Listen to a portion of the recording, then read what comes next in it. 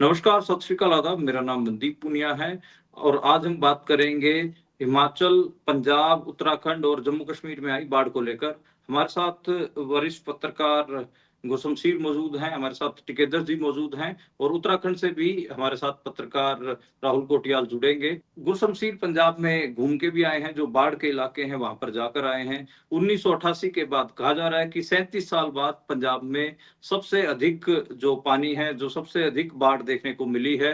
तकरीबन 1000 के आसपास गांव प्रभावित बताए जा रहे हैं। ये बताया जा रहा है कि 3 लाख एकड़ जो फसल है किसानों की, वो डूब डूब चुकी है। ऐसा ही हाल हिमाचल प्रदेश में है। हिमाचल प्रदेश में नुकसान थोड़ा ज्यादा है। हिमाचल प्रदेश से आप लगातार खबरें सुन रहे होंगे कि कहीं पर बादल फट गया, कहीं पर लैंडस्लाइड हो गया है और लैंडस्लाइड से कई लोगों की डेथ की भी खबरें हैं। बादल फटने से कई जगह पर मौतों की खबरें हैं। मंडी जो जिला है हिमाचल का, वहां पर ठीक ठाक नुकसान है। टिकेंद्र जी मौजूद हैं, वो भी हमें बताएंगे। सर, सबसे पहले तो टिकेंद्र जी मैं आपके पास आता हूं, क्योंकि जो ये जो डिजास्टर है, पूरी जो आपदा है, इसकी शुरुआत हिमालय से होती है और आप हिमालय के ऊपर ही बैठे हैं, हिमाचल प्रदेश से आप आते हैं। ये सर इतना सारा जो हम देख रहे हैं, नुकसान देख रहे हैं, ये इसका पीछे का कारण क्या है कि इतना नुकसान क्यों हो रहा है? एक तो ठीक है कि हिमालय में बारिश हो रही है और बारिश के कारण नदियां उफान पर हैं और पानी यहाँ तक आ रहा है। बाकी इसके अलावा और क्या कारण आप देखते हैं? देखिए पुनिया साहब, इसकी शुरुआत हिमालय से नहीं होती है। इसकी शुरुआत होती है जो उसको हम जियोपॉलिटिक्स में बोलते हैं ग्लोबल नॉर्थ से।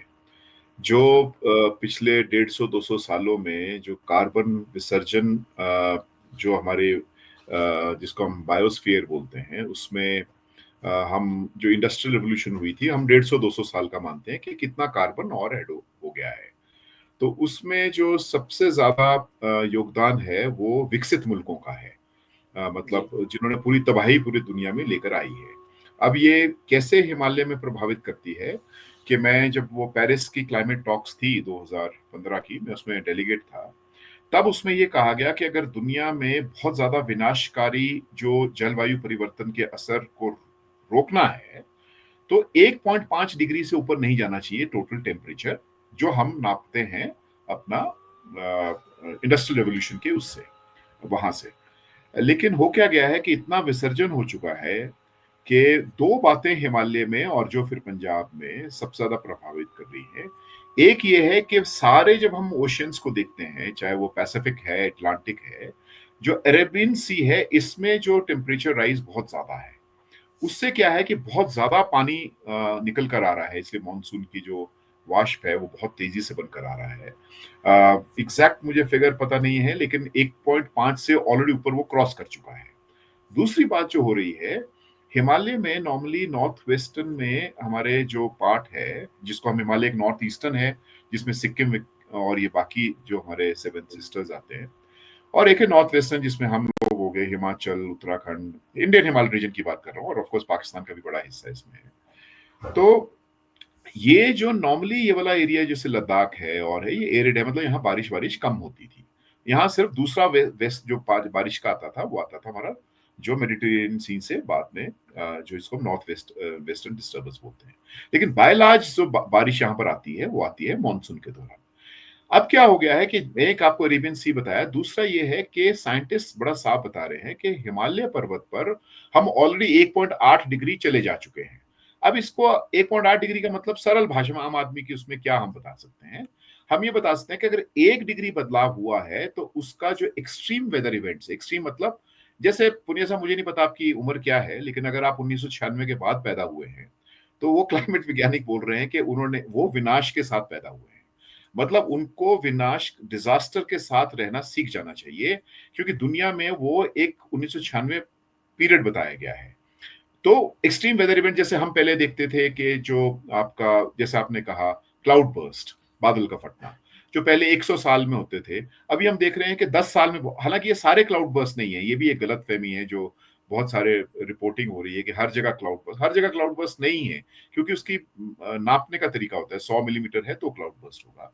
तो वो ये कह रहे हैं कि जो एक्सट्रीम वेदर इवेंट्स हैं 1 डिग्री से करीब करीब 30% से ज्यादा वो बढ़ते हैं। तो 1.8 डिग्री से का मतलब यह है कि ये करीब करीब 40 से 50% ज्यादा बढ़ गए। और एक्सट्रीम वेदर इवेंट्स, पुनिया साहब, ये भी ख्याल रखिएगा, ये सिर्फ यही नहीं कि बारिश आई है। बहुत ज्यादा बारिश आई, ये ऐसा भी हो सकता है कि आने वाले समय सूखा ही पड़ जाए, कि कंप्लीट मतलब हो जाए। तो ये वेरिएशन होना स्वाभाविक है। इसलिए मैं जो बार बार और हमारी तरह और बहुत सारे वैज्ञानिक कह रहे हैं कि आपको विनाश के साथ रहना सीख लेना चाहिए। और एक बात तो ये है, तो इसलिए ये हिमालय की वजह से नहीं, ग्लोबल नॉर्थ की वजह से है।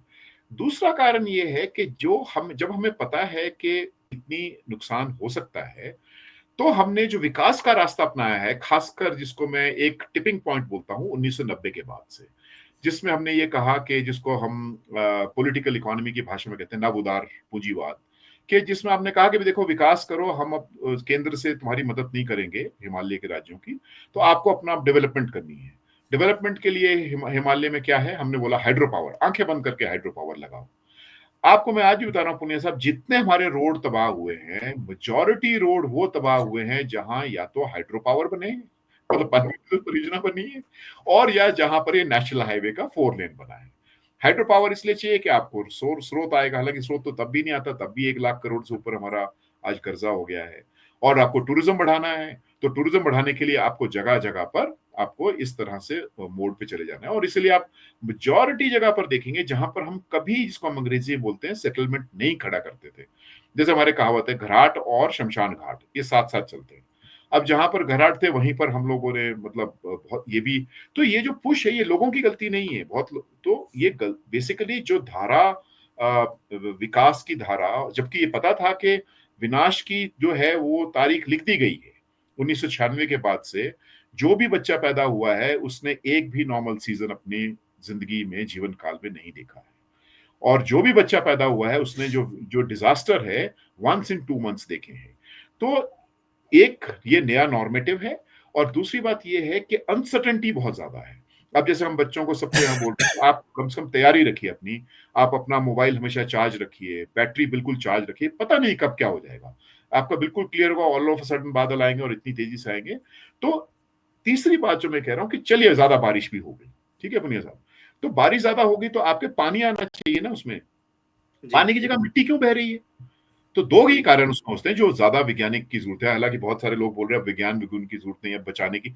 अरे बचाओगे तो तब, अगर आप थोड़ा समझोगे पहले इस बात को कि अब, तो वो मिट्टी आने के दो ही कारण, या तो बहुत ज्यादा मक डंपिंग हुई है हाइड्रो पावर से या और तमाम बातों से, और या ये है कि मिट्टी अपनी जगह छोड़नी शुरू कर दी है, जो और भी डेंजरस है।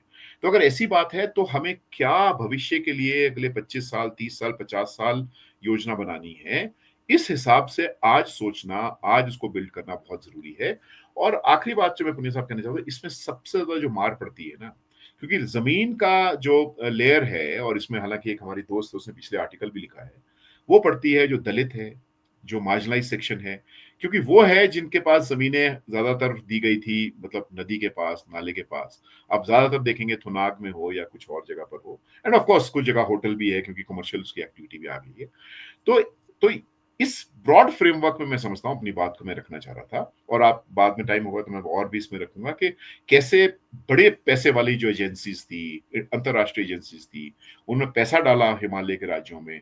बड़े डैम जब बनाने के लिए हम मना करते थे, तब बड़ा डैम वहां बनाकर पूरा आज, और उसका असर आज हमारे सामने आ रहा है, क्योंकि पैसा तो था ही नहीं हिमालय के राज्यों के पास, तो पूरा लोन देकर और पूरा मतलब, तो इसको हम अंग्रेजी में कहते हैं एक्सट्रैक्टिव कैपिटलिज्म। तो ये पूरा एक्सट्रैक्टिव कैपिटलिज्म का एक हिस्सा रहा है, जिससे आपने हिमालय से निचोड़ा है। पहले अंग्रेजों ने निचोड़ा हमारे पूरे वो जिसको हम कहते हैं कि टिम्बर निकाल के तब रेलवे लाइन बिछाई गई हिंदुस्तान में, और हमारे बांध के पेड़ काट के अब फर्नीचर इंग्लैंड में ले गए, और आज एक नया तरह का ये पूंजीवाद है। और जो पहले वो एक कॉलोनी के रूप में देखते थे, आज हिमालय को एक नई कॉलोनी के रूप में देखा जा रहा है, जो कि देखा जाना बंद होना चाहिए, क्योंकि अगर ये जी। देखा जाएगा तो उससे और विनाश के प्रति हम वनरेबल होंगे, उससे हम कोई निजात पाने की स्थिति में नहीं रहेंगे। टिकेंद्र जी, अगर आपके पास कोई आंकड़ा है कि कितनी मौतें हो चुकी हैं, जैसे मैं एक बार देख रहा था दैनिक भास्कर तकरीबन 350 के आसपास मौतें अभी बता रहा है कि हिमाचल प्रदेश में हुई हैं। ये भी मैं एक आंकड़ा और देख रहा था जिसमें ये कहा जा रहा था कि तकरीबन 2,000 करोड़ रुपए का जो नुकसान का आकलन है वो केंद्र सरकार ने किया, हिमाचल प्रदेश में हो चुका है। इस किस्म से हिमाचल प्रदेश में अब तक कितना जानी माली नुकसान है, कौन कौन से जिले हैं, जैसे मंडी का जिला, मंडी के जिले की बात हो रही है कि मंडी खासा प्रभावित है। कौन-कौन से जिले हैं जो बहुत ज़्यादा प्रभावित हैं और किस किस्म का नुकसान अभी तक हिमाचल में हुआ है? अगर ये कोई आंकड़ा आपके पास हो तो? अब सवाल ये कौन सा जिला प्रभावित नहीं है, वो हम देख लेंगे तो पता लग जाएगा कि कौन से प्रभावित ज्यादा है। जो नहीं है, थोड़ा किन्नौर नहीं है, हालांकि किन्नौर में भी पिछले दिनों हुआ, लाहौल स्पीति में थोड़ा कम है, बाकी तो सभी जिला प्रभावित है। चंबा प्रभावित है, चंबा में मणि महेश यात्रा में लोग फंस चुके हैं। मनाली में सेब कैसे आएगा कुछ पता नहीं है, मंडी में तो बहुत सत्यानाश हो गया। सोलन प्रभावित है। अभी आज आप फोरकास्ट लीजिए, जो आज बोल रहे हैं, कल आने वाले 2 दिनों में, और खासकर जो चंडीगढ़ में हमारे भाई लोग हैं उनके लिए और भी परेशानी होने वाली है, क्योंकि बहुत ज्यादा बारिश आने वाली है आने वाले 2 दिन में, जब हम जैसे हम बात कर रहे हैं आज। तो ये सोलन का, सिरमौर का, ये सारा इलाका बहुत ज्यादा प्रभावित है। जान माल का मुझे लगता है करेक्ट जो इसका आंकड़ा है, वो हमारी जो स्टेट डिजास्टर मैनेजमेंट अथॉरिटी की वेबसाइट है, वो सबसे करेक्ट है और सबसे ऑथेंटिक है। थोड़ा उसमें डेटा फीड करने थोड़ा भले, क्योंकि वो सबसे ज्यादा तेजी से इंटीग्रेट होता है, वो डिप्टी कमिश्नर से लेकर, तो उस वेबसाइट को देखकर अगर हम बोलेंगे तो क्लियर है। लेकिन मैं आपको इतना बता सकता हूँ कि 2023 में 400 प्लस मौतें हुई थी, 12,000 करोड़, 10 से 12,000 करोड़ का हुआ था। 2024 में भी नुकसान हुआ था, 100 से ज्यादा डेथ्स हुई थी और काफी नुकसान हुआ था, 1.5 से 2,000 करोड़। और अभी ऑलरेडी ये तो अभी नाप रहे हैं, अभी तो बता रहे हैं कि अभी 15-20 दिन और ज्यादा भयानक बारिश के हैं। तो अभी ये जो एसेट का नुकसान है ये बहुत ज्यादा होने वाला है। और बाद में अगर आप टाइम देंगे तो मैं ये भी रखना चाहूंगा कैसे आप एसेट प्रोटेक्ट कर सकते हैं। जब आपको मालूम है कि इतना ज्यादा बिना, तो क्यों आप फिर वहीं पर इन्वेस्ट करेंगे? क्यों आप उसी जगह पर पुल बनाएंगे जहां पता है कि वो वल्नरेबल जोन में है? तो थोड़ा ऑल्टरनेटिव स्ट्रैटेजीज से बिल्ड करना और लोगों से पूछकर उस वैकल्पिक रास्ते को अख्तियार करना हिमालय में जरूरी है। नहीं तो विनाश के साथ, और विनाश के साथ मिल, मतलब जिसको बोलते हैं start learning to live with the disasters, क्योंकि डिजास्टर होने हैं, तो उसके साथ हम कैसे रह सकते हैं, कैसे हम अपनी जो वल्नरेबिलिटी जो हम बार बार कह रहे हैं उसको कम कर सकते हैं। मुझे लगता है ये फ्रेमवर्क आज बिल्ड करना बहुत जरूरी है। जी। जी। हमारे साथ उत्तराखंड से राहुल कोटियाल जुड़े हैं और वो बारामासा के एडिटर भी हैं। लगातार उत्तराखंड में जो धराली आपने देखा, धराली में बादल फटा और उसमें इतने लोग अभी लापता हैं, उसकी रिपोर्टिंग भी हमारे तक पहुंचाई। राहुल, उत्तराखंड में कितना नुकसान है, अगर आप थोड़ा बता पाएंगे, किन इलाकों में ज्यादा नुकसान है? जैसे हम पढ़ रहे हैं बहुत सारी चीजें, जिसमें चमोली, रुद्रप्रयाग, टिहरी, इन सब जिलों का नाम आ रहा है। धराली और थराली 2 जगह पे बादल फटने की घटनाओं का भी जिक्र पॉपुलरली सुना गया, लेकिन बादल तो और भी कई जगह फटे होंगे, या फिर लैंडस्लाइड की जो घटनाएं हैं। उत्तराखंड में इस समय डिजास्टर आपदा की क्या स्थिति है और कितना नुकसान लोगों का हो चुका है? मनदीप, अक्रॉस डिस्ट्रिक्ट्स नुकसान हुए हैं। गढ़वाल और कुमाऊं 2 बड़ी कमिश्नरीज, उत्तराखंड डिवाइड होता है इन कमिश्नरीज में। दोनों डिजास्टर प्रोन हैं, दोनों में बहुत मल्टीपल डिस्ट्रिक्ट्स में नुकसान हुए हैं। और इनफैक्ट पूरे देश के जो डिजास्टर प्रोन एरियाज हैं उसमें रुद्रप्रयाग जो डिस्ट्रिक्ट है गढ़वाल का, वो सबसे ऊपर आता है उस पूरे डिजास्टर प्रोन डिस्ट्रिक्ट में। और अभी भी बहुत रिसेंटली वहां पर लगभग 12 लोग मिसिंग बताए जा रहे हैं, जो वहां पर फ्लडिंग पिछले 2 दिन पहले हुई है। धराली में वो नंबर अनऑफिशियली वो नंबर 150 से ऊपर बताया जा रहा है लोगों का। और धराली में भी 150 लोग मर चुके हैं धराली में। मिसिंग, हाँ, धराली में जो मिसिंग लोग हैं वो 150 के करीब अनऑफिशियली, ऑफिशियल फिगर ही अराउंड 68-69 के करीब है। लेकिन हम जानते हैं कि इस तरह की जब भी डिजास्टर्स होते हैं उसमें अनऑफिशियल फिगर जो होता है वो कहीं ज्यादा होता है। और उसका एक रीजन ये भी है कि इन एरियाज में माइग्रेंट्स बहुत होते हैं, लेबरर्स बहुत होते हैं, जिनको लास्ट तक भी ट्रैक कर पाना बहुत डिफिकल्ट होता है। तो उनके कभी भी वो सही फिगर कभी भी लास्ट तक भी सामने नहीं आ पाते हैं। तो अक्रॉस डिस्ट्रिक्ट्स नुकसान हुआ है। और जैसा मेरे से पहले अभी जो स्पीकर बात कर रहे थे उन्होंने बहुत अच्छी बात बोली कि learning to live with disasters. और हमारे जो पुरखे हैं वो हमेशा से सिखाते आए हैं इनफैक्ट, क्योंकि डिजास्टर्स को आप नहीं रोक सकते। ये न्यू ईयर हिमालयाज में हम लोग रहते हैं, यहाँ पे क्लाउड बर्स्ट होनी ही होने हैं, यहाँ पर लैंडस्लाइड्स होनी ही होनी है। हिमालय की जिस बेल्ट में हम रहते हैं वो ऐसे थर्स्ट पे बसी हुई हैं। जितने भी हम लोग जियोलॉजिस्ट को इंटरव्यू करते हैं, एक्सपर्ट्स को इंटरव्यू करते हैं, वो बताते हैं कि ये फिनोमिना कोई बहुत नया नहीं है। लेकिन हाँ, नया ये है कि इससे होने वाला जो जन हानि है, जो इससे नंबर ऑफ डेथ्स हैं, वो हमारी खराब प्लानिंग के कारण हम लोग उसको एक तरह से इनवाइट कर रहे हैं, हम लोग खुद आपदाओं की तरफ बढ़ रहे हैं, जिसकी वजह से ये डिजास्टर मैसिवली नजर आने लगा है। अदरवाइज फ्लडिंग पहले भी होती थी, क्लाउड बर्स्ट पहले भी होता था, ग्लेशियर लेक आउटबर्स्ट पहले भी होते थे, लेकिन जिस तरह के डेवलपमेंट मॉडल को हम लोगों ने अपना लिया है उससे ह्यूमन हैबिटेट्स बहुत ज्यादा प्रभावित होने लगे हैं। और वो ये इस बार की अक्रॉस डिस्ट्रिक्ट्स जो आपको उत्तराखंड में आप देख सकते हैं, हिमाचल में आप देख सकते हैं, जो उसके जिसकी वजह से नंबर ऑफ ह्यूमन लाइफ जो लॉस हो रहा है वो मैसिवली इंक्रीज हो गया है। अ, राहुल, मैं पूछना चाहूंगा कि उत्तराखंड में सरकार कहाँ है? सरकार का के रोल को लेकर भी काफी बात हुई। हम देख रहे थे कि लोग सरकार के रोल को लेकर क्रिटिकल थे। सरकार ने कितना भरपाई कर पाई, किस किस्म के राहत कार्य किए? क्योंकि पत्रकारों को भी रोका जा रहा था कि एक्चुअल ग्राउंड की रिपोर्टिंग ना हो, आपको भी रोका गया। तो आप सरकार के रोल के ऊपर भी थोड़ा बताइए।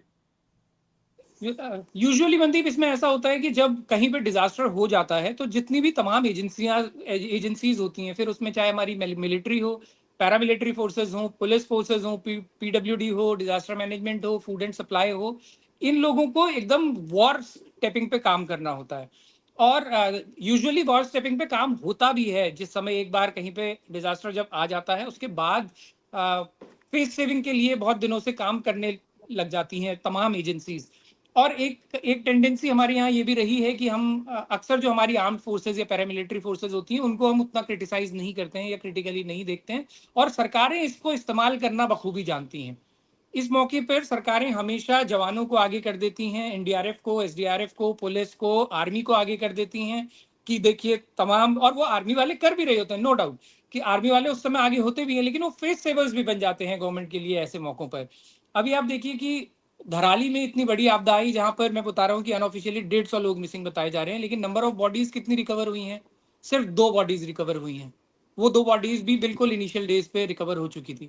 एनडीआरएफ उस दिन से लगातार, आप एरियल विजुअल्स देखेंगे या विजुअल देखेंगे तो आपको लगेगा कि एनडीआरएफ दिन रात वहां खुदाई कर रहा है या नजर आ रहा है कम से कम मौके पे। लेकिन अगर वो आपदा आई थी 5 तारीख को और आज 31 तारीख है, इतने दिनों बाद तक भी अगर एक भी बॉडी को वो लोग वहां से नहीं खोज पाए तो वो लोग काम क्या कर रहे हैं?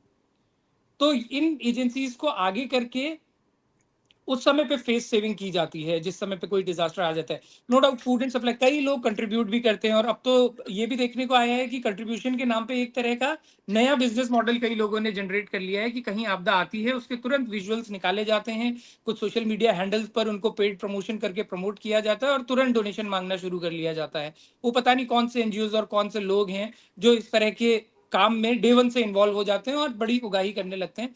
उनमें से कुछ संस्थान ऐसे भी होते हैं जो गवर्नमेंट तक कुछ पैसा देते हैं। उत्तराखंड में ही कई बड़े संस्थान ऐसे हैं जिन्होंने जैसे ही आपदा आई उन्होंने सीधे सीधे 51 लाख के और किसी ने 1 करोड़ के चेक्स मुख्यमंत्री को दिए आपदा के नाम पर। लेकिन आप देखिए कि इस पैसे का इस्तेमाल कैसे होता है। जनरली ये पैसा देने वाले बड़े बिजनेस हाउसेज होते हैं, वो चाहते तो डायरेक्टली अफेक्टेड को पैसा दे सकते थे, लेकिन वो ऐसा नहीं करते। वो ऐसा इसलिए नहीं करते क्योंकि वो 51 लाख का चेक जब सरकार को देते हैं तो बदले में सरकार से आने वाले 4 साल तक बहुत चीजें पाते हैं, और बड़ी बड़ी फोटोज डाली जाती हैं मुख्यमंत्री के साथ में 51 लाख का चेक शेयर करते हुए। एक फोटो शेयर की जाती है, उसको सोशल मीडिया पर वायरल किया जाता है। उससे दोनों पार्टीज जो हैं, देने वाला डोनर जो है उसका भी काम सज जाता है और लेने वाला जो सरकार है उसका तो काम सत्ता ही है।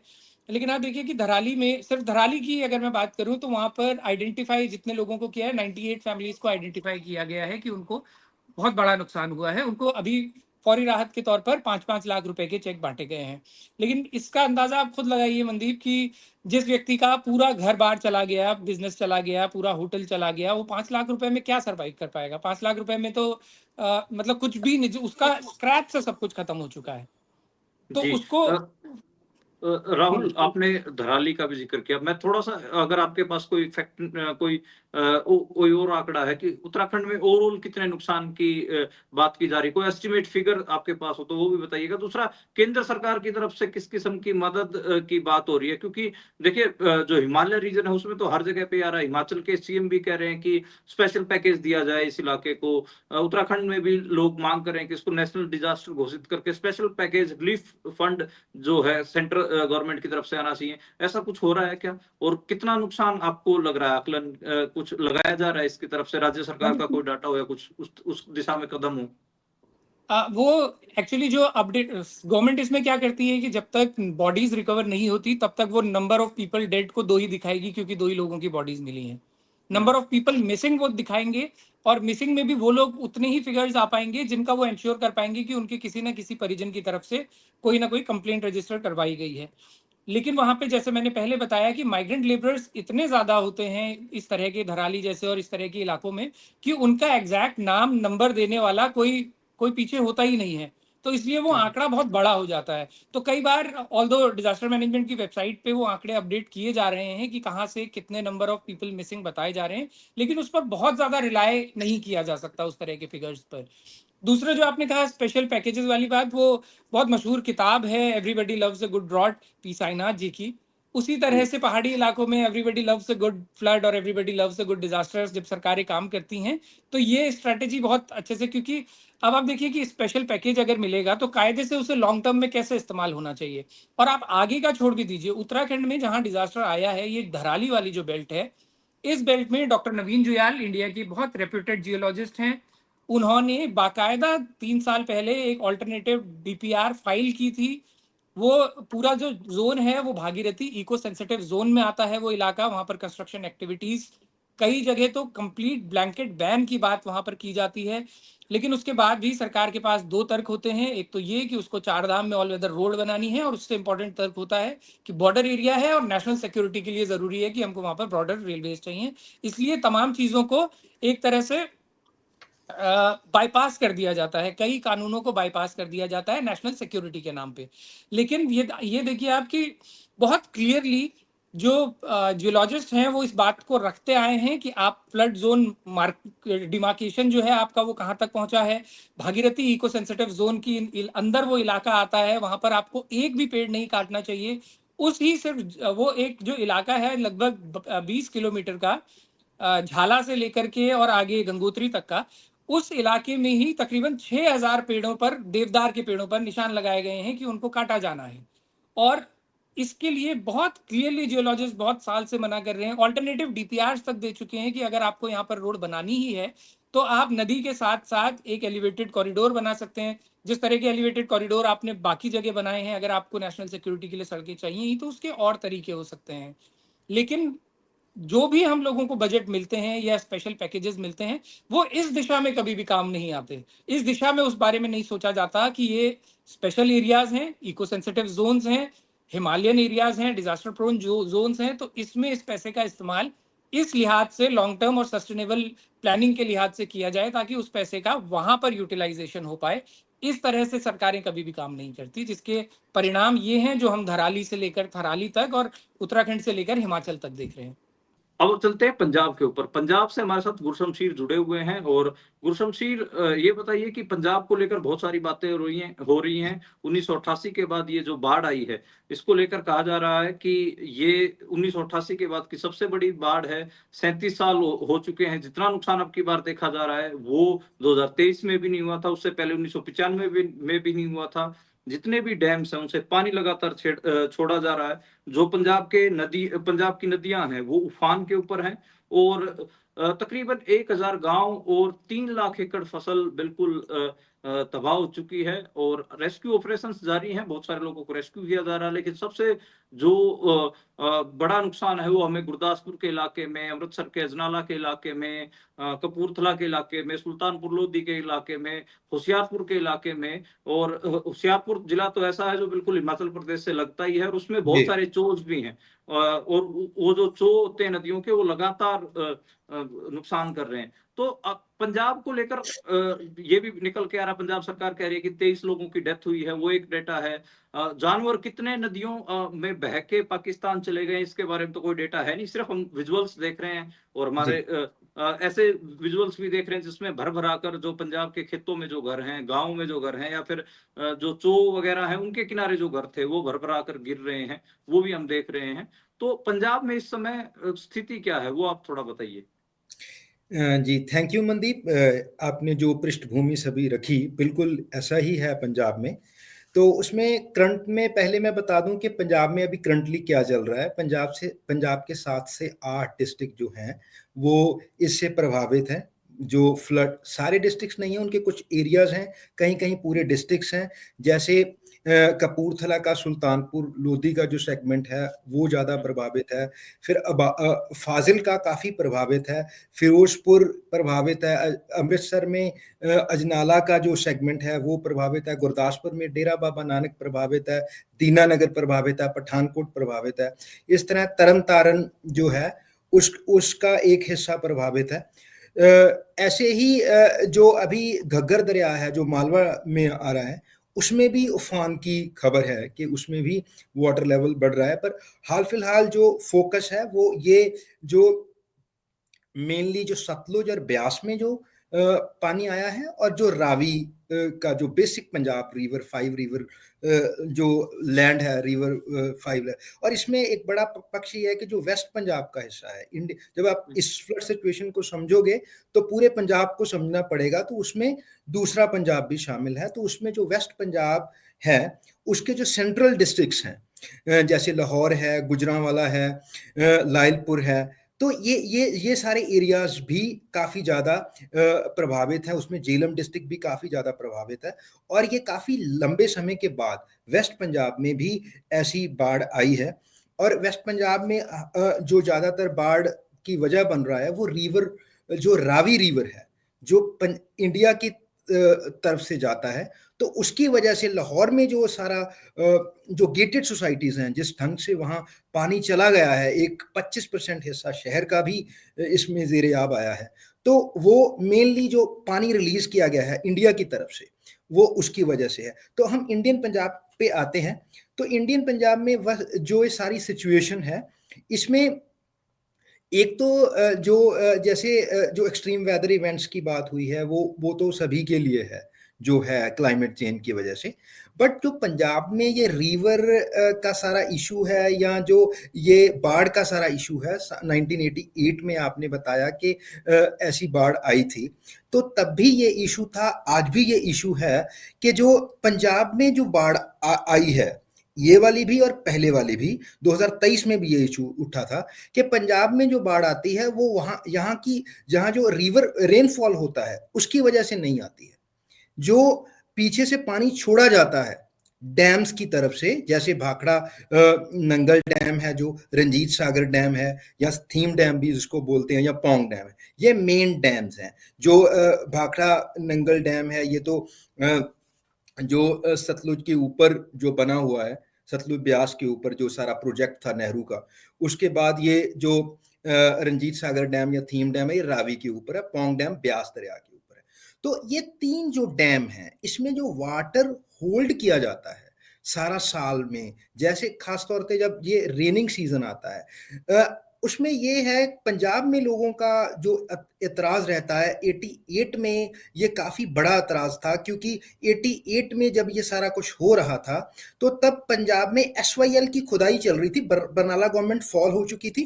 बरनाला गवर्नमेंट ने एक राजीव लौंगोवाल अकॉर्ड किया था, उसकी क्लॉज थी, उसमें ये कहा गया था आर्म ट्विस्ट करके कि आपको SYL कैनाल खुदवानी पड़ेगी। तो SYL की खुदवाई चल रही थी, उसमें बाढ़ आ गया था उसमें बीच, और SYL की खुदवाई की वजह से वो बाढ़ ने काफ़ी ज़्यादा इफेक्ट किया था जहाँ से वो खुदाई हो रही थी।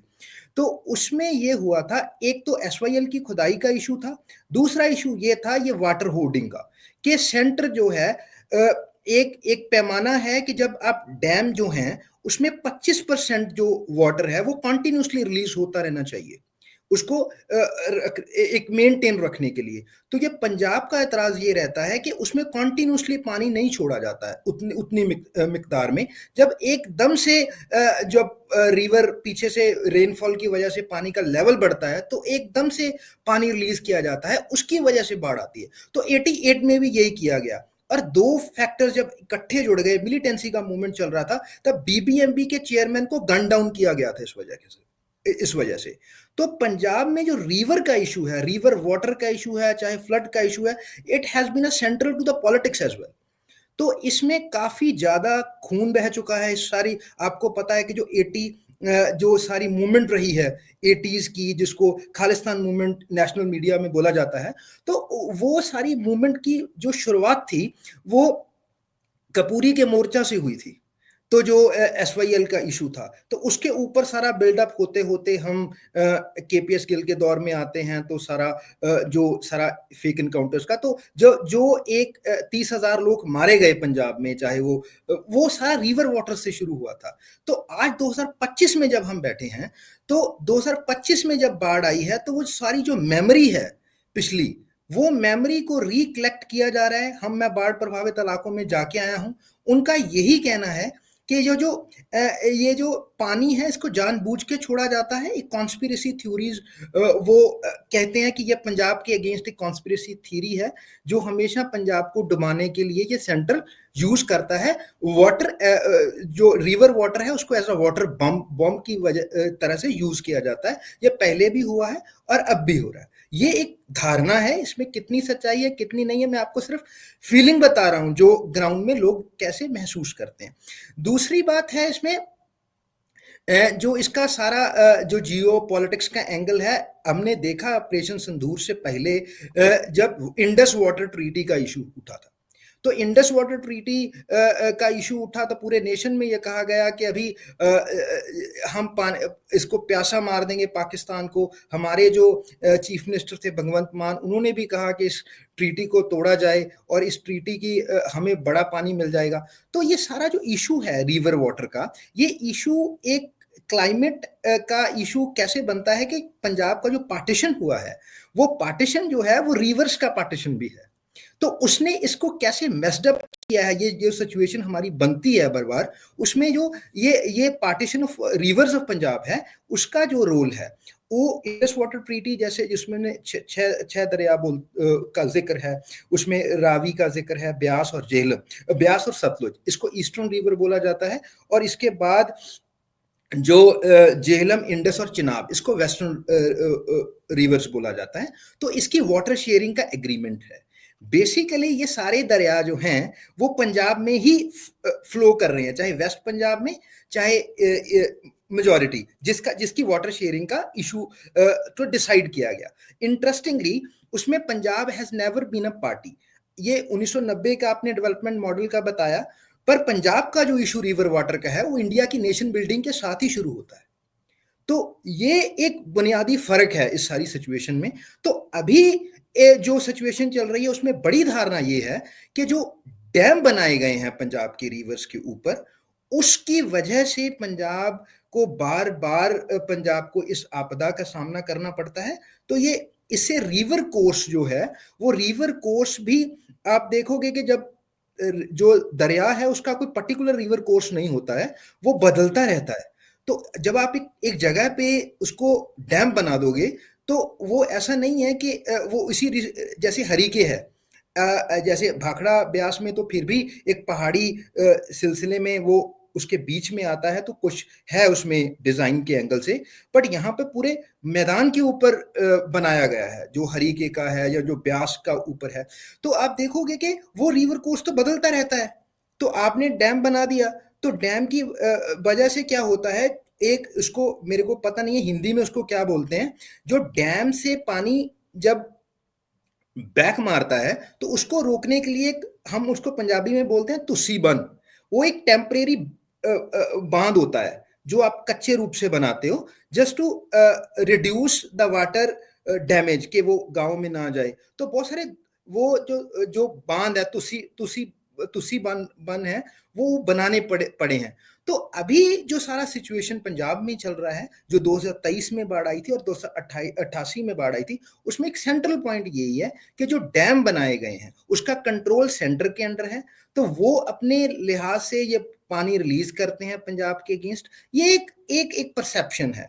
और दूसरा जो यहाँ पे जो राहत कार्य चल रहे हैं, जो कुछ भी चल रहा है, मेरे को नहीं पता है कि कैसे कैसे दूसरे राज्यों में हो रहा है, पर यहाँ पे जो सारा कुछ हो रहा है राहत कार्य के लिए, वो जो सिख संस्थाएं हैं, जो NGOs हैं, जैसे यूनाइटेड सिक्स है या कार सेवा वाले लोग हैं, यही लोग कर रहे हैं। जो RDF है, जो नेशनल डिजास्टर वाले, ये लोग हैं, मिलिट्री है, और जो पंजाब सरकार है, वो they are supporting to these organisations.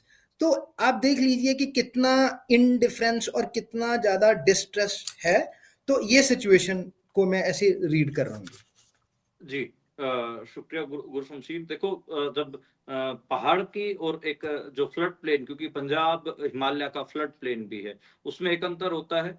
बहुत सारे विद्वान ये भी मानते हैं कि जो खासकर जो मैदानी इलाके हैं और किसी बड़े पर्वतमाला के जो मैदानी इलाके हैं, वो फर्टाइल इसी वजह से होते हैं क्योंकि समय समय पर बाढ़ आती रहती है। तो इसलिए बाढ़ को जब हम लोग जब उसको क्रिटिसाइज कर रहे होते हैं, तो एक उसका दूसरा पक्ष ये भी होता है कि उसी से जो जमीनें हैं वो भी सरसब्ज होती हैं, वो भी फर्टाइल होती हैं। खैर, मैं टिकेंद्र जी के पास आना चाहूंगा।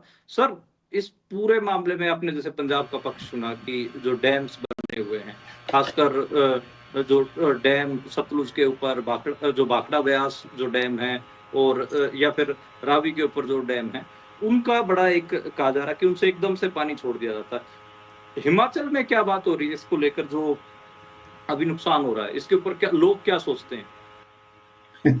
डैम्स का तो सारा नुकसान ही हिमाचल में है। मतलब हमारे सबसे जो फर्टाइल जमीन थी, बिलासपुर की कह लो आप, कांगड़ा की, सब तो सबमर्ज कर दी। तो हिमाचल में तो ये है कि नेशन बिल्डिंग के नाम से आपने पूरे हिमाचल की, और कितनी थी हिमाचल में तो जमीन ही 6 लाख हेक्टेयर के आसपास थी जो मतलब कृषि योग्य थी। एक 1.5 लाख हेक्टेयर तो हम ऑलरेडी डुबा चुके हैं अपने डैम्स में। बट फिर भी मैं देख रहा हूँ कि उसकी कंट्रीब्यूशन तो है, जैसे आप नहर ले जाना, और मेरे नानके क्योंकि पंजाब में है, हम किस्से सुनते हैं अपने नाना जी से कि वो हर साल ही फ्लड होता था वहां पर। तो डैम से कम रिस्ट्रिक्ट हुआ, ऑफ कोर्स अब 1988 के बाद आया। ये अपने आनंदपुर साहब वाले इलाके होते हैं, हर साल वो डूबे रहते थे। मतलब ये एक हाँ, खास जो कंडी कहानियां का उनकी है। इलाका है, मैं जो हाँ, सारा साल। तो अभी थोड़ा लेकिन और प्रेसिपिटेशन तो है ही है। मतलब ये हम देख रहे हैं कि मैं पंजाब का ही देख रहा था, तो कहाँ 5% डेफिसिट था अभी 10 दिन पहले, और अभी ये 4-5 दिनों की बारिश में वो करीब 30% रेवेन्यू, आई मीन रेवेन्यू दिमाग में रहता है, ये रेन सरप्लस हो गया है। तो वो लोकल प्रेसिपिटेशन भी है। लेकिन ये बात बिल्कुल ठीक है कि कोऑर्डिनेशन राज्य के साथ, राज्य के लोगों के साथ, ये तो साहब बोल रहे हैं सेंट्रल, हमारे तो अपने डैम्स है यहाँ पर जो उनके साथ कोऑर्डिनेशन प्रॉपर सेट नहीं हो रहा है। जबकि डैम सेफ्टी एक्ट है एक बना हुआ है हिंदुस्तान के अंदर, और वो डैम सेफ्टी एक्ट बड़ा साफ बोलता है कि उसमें क्या क्या कार्रवाई होनी चाहिए। तो वो बात बहुत वाजिब है लोगों की कि उनको पता ही नहीं होता है। जैसे अर्ली वार्निंग सिस्टम, आज कुछ भी आप बोलो, अर्ली वार्निंग सिस्टम से आपने जो हमारा पूरा ईस्टर्न कोस्ट में जो हमारे बारिश आती थी, और उससे जो लोग मतलब साइक्लोन आते थे, उससे अब मौतें गिनती की हैं। मतलब पहले कहाँ आप हजारों लोग मर जाते थे। तो वो भी एक बड़ा इम्पोर्टेंट मुझे लगता है कि इम्पोर्टेंट, और कोऑर्डिनेशन सेट होना। और ये बात ठीक है, ये कोऑर्डिनेशन करेगा कौन? क्यों हमने अपने राज्य सरकार से बात की, वो बोलते हैं तो सुनते ही नहीं है हमारी, वो तो सेंटर के पास है। तो वो कोऑर्डिनेशन सेट करना हमें लगता है, हालांकि उसका एक पूरा प्रोविजन है, उसका पूरा स्ट्रक्चर है और ढांचा है, लेकिन डैम्स के प्रति बहुत ज्यादा खुशी हिमाचल में भी नहीं है दुनिया साहब। और मैं आपको बताऊं, हिमाचल में तो फिर एक नया ट्रेंड जो मैं 2000 से शुरू हुआ कि उन्होंने कहा ठीक है भाई, बड़े डैम बनाने से तो हमने बहुत नुकसान कर दिया आपकी, अब हम एक नई टेक्नोलॉजी लाएंगे जिसको उन्होंने कहा run of the river dam technology. जैसे हमारे नागपाल में बना, या तमाम जो बिजली हम हार्नेस करके बनाते हैं। सुनने को बड़ा अच्छा लगता है कि उसमें जमीन नहीं डूबती, लेकिन ये वो छुपा देते हैं कि वो 30 किलोमीटर टनल पहाड़ के अंदर लगा रहे हैं, और वो 30 किलोमीटर जहां टनल खोदते हैं उसका जो मक है, वो मक निकाल के सारा नदी में डाल देते हैं, और वही मक आकर फिर बड़े डैम पे आता है। वो चाहे कोल डैम है, वो चाहे भाखड़ा हो, और एक ना एक दिन तो वो सारी आपको सिल्ट निकालनी होगी। अब कहाँ जाएगी किसको पता नहीं है। तो ये अपने आप में एक बहुत विशियस सर्कल है, और ये बात मैं बिल्कुल सहमत हूँ कि डेवलपमेंट और जो लोकल कम्युनिटीज है उनका साथ होना बहुत जरूरी है। और आप रिलेशन देखिए, ये बात बहुत सुंदरता से इन्होंने रखी कि कहाँ बारिश हो रही है, कहाँ डैम बन रहे हैं, और पंजाब लाहौर डूब रहा है। मतलब आप सोचिए इसका मतलब क्या है। लाहौर का बेचारा कुछ लेना देना नहीं है रावी में, लेकिन वो कनेक्शन, क्योंकि हमने सीमाएं धरी है ना, नेचर ने, प्रकृति ने थोड़ा सीमाएं डाली है। तो लॉन्ग टर्म स्ट्रैटेजी, और जिसको हम बोलते हैं कि वो सिर्फ अपने लिए नहीं, लेकिन जियो पॉलिटिकल स्पेशियो, उसमें भी ये देखा जाना बहुत जरूरी है। और हमारी वल्नरेबिलिटी तो है ही है पुनिया साहब। मतलब हम ग्लोबल हॉटस्पॉट है वल्नरेबिलिटी के दुनिया में। सबसे बड़ा ग्लोबल हॉटस्पॉट जो है वो हिमालय पर्वत है, क्योंकि यंगेस्ट रेंज है, इसलिए ये विनाश होना ही है। और ये सोचें कि हम मतलब जैसा वो हमारे साथी कह रहे थे उत्तराखंड, वो बात बिल्कुल जायज है उनकी कि आप पैसा ले रहे हो लेकिन आप पैसा लेकर कर क्या रहे हो? आप फिर इंफ्रास्ट्रक्चर वहीं बना रहे हो जो आपका सबसे वल्नरेबल जोन है। तो ये तो ठीक नहीं है ना। तो इसलिए इसीलिए मतलब आप वहीं पर अगर 10,000 या 8,000 जो उन्होंने पेड़ कहा दियार के काटोगे, हालांकि अब पेड़ लगने से भी आप बच जाओगे, कोई गारंटी इस बात की नहीं है, लेकिन क्वेश्चन ये है कि अगर आप पेड़ नहीं होंगे तो आप ज्यादा वल्नरेबल हो जाओगे। तो ये अब इसके बारे में डिस्कशन होना, इसके बारे में चर्चा होना और इसके बारे में पॉलिटिक्स होना, अनफॉर्चुनेटली अभी हम बहुत ही लो लेवल पर हैं। बहुत ही मतलब इस पे डिस्कशन बहुत ज्यादा सिर्फ जैसे डिजास्टर हुआ तो हो जाएगी, लेकिन अभी एक मैं बात ये भी बार बार कह रहा हूँ कि अब डिजास्टर छोड़ने वाले नहीं है, ये बार बार चेज करेंगे आप और बिल्कुल सही कह रहे हैं। इसकी फ्रीक्वेंसी बढ़ती रहेगी जी। अब जैसे मैं आपको बताता हूँ, जो हमारे पिछले 2023 में हमारे बर्फ नहीं पूछा, अभी बर्फ पड़ गई 2023 में, बर्फ पड़ गई हमारे जो कंडे बोलते हैं, पहाड़, माउंटेन टॉप है, जहां पर हमारे गुज्जर जैसे आपने कहा और हमारे जो भेड़ बकरी वाले वो जाते हैं अपने भेड़ चराने के लिए, वो हजारों साल से वो पेशा करते हैं। अब हम ऑल ऑफ अ सडन उसको बदलना चाहें तो वो ऐसे नहीं होता है। और वहां बर्फ पड़ने से 10 दिन उनके पास कोई खाने को नहीं हुआ। मेरे को एग्जैक्ट फिगर नहीं अभी याद है, लेकिन 300-400 भेड़ बकरियां मर गई क्योंकि उनको खाने, क्यों पूरा बर्फ से ढक गया हो, उनको 7 मतलब 10-12 दिन लगे बर्फ को पिघलने में। तो ये पूरा का पूरा आप लगाए जुलाई, मुझे याद है 2023, 24, 25, 26, ये 3 दिन लगातार वहां पर बर्फ पड़ी। तो इसी तरह अभी भी बर्फ पड़ रही। तो ये पूरा जो वेरिएशन है, इसमें हालांकि हमारा कंट्रीब्यूशन कुछ नहीं है, लेकिन हम कम से कम इतना दिमाग तो लगाएं, जिसको हम बोलते हैं कि आइंस्टाइन बोलता था स्टुपिडिटी की और स्पेस की कोई लिमिट नहीं है, इन्फिनिटी है। तो कम से कम स्पेस की इन्फिनिटी है पता नहीं, लेकिन स्टुपिडिटी की तो इन्फिनिटी है। कम से कम वो स्टुपिड काम ना करें जिससे पता है यार हम मतलब जाहिर सा रास्ता है कि वो विनाश का है, और विनाश को बढ़ाने के लिए हम वो काम ना करें। तो मुझे लगता है कि थोड़ा कुछ चांस और उम्मीद है कि हम कुछ लोग कुछ इस बारे में ज्यादा बेहतर बात कर सकें।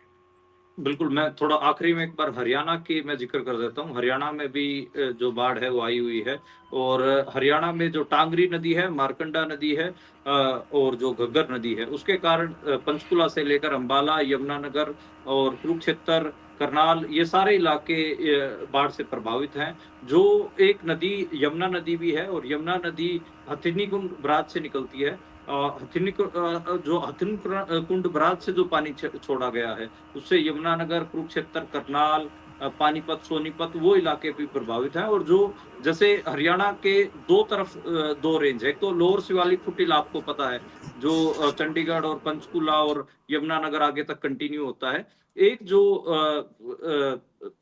हम कहेंगे पर्वतमाला है, वो अरावली पर्वतमाला है, जो दिल्ली से लेकर रेवाड़ी, महेंद्रगढ़ उस इलाके तक जाती है। वहां पर भी उसकी कुछ बरसाती नदियां हैं। उन बरसाती नदियों के कारण महेंद्रगढ़ में, रेवाड़ी में, गुड़गांव में, कई इलाकों में जो बाढ़ की स्थिति हम देखते हैं। तो हरियाणा में भी बाढ़ है, लेकिन मैदानी इलाकों का तो मुझे यही लगता है कि जो जब बाढ़ आती है, ठीक है कि जो एक नुकसान आप देख रहे होते हैं कि घरों में पानी घुस गया, सामान सारा लेकर छत पे चढ़ना पड़ा, लोगों को रेस्क्यू किया जाता है, कई बार जानवर भी बह जाते हैं उसमें, और जो थोड़ा कई बार किसी की मौत भी हो जाती है, वो सब है। लेकिन एक फायदा मैदानों को कम से कम टिकेंद्र जी ये हो जाता है कि वहां पर जो जमीनें होती हैं वो दोबारा से फर्टाइल, जिसको कहते हैं कि ये जो दरिया हैं, जो पंजाब के 5 या 6 दरिया हैं, ठीक है, जब भी ये अपना विशाल रूप लेते हैं, जब भी ये पूरी अपने पूरे प्लेन में फैल जाते हैं, सारे पंजाब में जब ये फैल जाते हैं, तो ये अपने साथ हिमालय से लाई हुई जो मिट्टी हो गई, या फिर आप कह लें कि जो जितने भी तत्व होते हैं, वो पंजाब के खेतों में बिखेर देते हैं। ये भी एक सच्चाई है। पर इस सारे के बीच में मैं गुरशमशीर से एक बात जानना चाहूंगा कि सरकार कहाँ, जितना जानी माली नुकसान हो रहा है उसमें सरकार क्या कर पा रही है? तो जैसे इन्होंने मेरे मित्र ने बताया कि जो ब्लेम गेम है पॉलिटिक्स का, वो इस आपदा में भी वैसे ही चल रहा है। देखिए, जैसे आपकी जो जिस पॉलिटिक्स का जो एक अप्रोच सेट हो गया है, तो उसमें चाहे वो क्रिटिकल सिचुएशन है, चाहे नॉर्मल सिचुएशन है, वही अप्रोच से वो चल रहे हैं। जो पंजाब के वाटर रिसोर्स मिनिस्टर हैं, उनका आज इंडियन एक्सप्रेस जैसे बड़े अखबार में इंटरव्यू आया है, तो उन्होंने कुछ फैक्ट्स बताए हैं, पर वो ब्लेम डाला है सेंटर पे। तो सेंटर का there can be an element of truth in his blame और in his abrogation, but the point is जो रेस्क्यू सिस्टम है, जो रिलीफ सिस्टम है, ऑपरेशंस हैं, उसमें जो एडमिनिस्ट्रेशन की मोबिलिटी होनी चाहिए, जो फंक्शनिंग होनी चाहिए, वो कहाँ है? पंजाब के चीफ मिनिस्टर ने बोला, देखिए पॉलिटिक्स ऑफ सिंबॉलिज्म और पॉपुलिज्म की वजह से कैसे डिजास्टर में वो कॉम्प्लेक्स कर देती है सिचुएशन को, कि मैं अपना हेलीकॉप्टर जिसमें मैं जाता हूं उसमें वो मैं रिलीफ के लिए दे रहा हूं।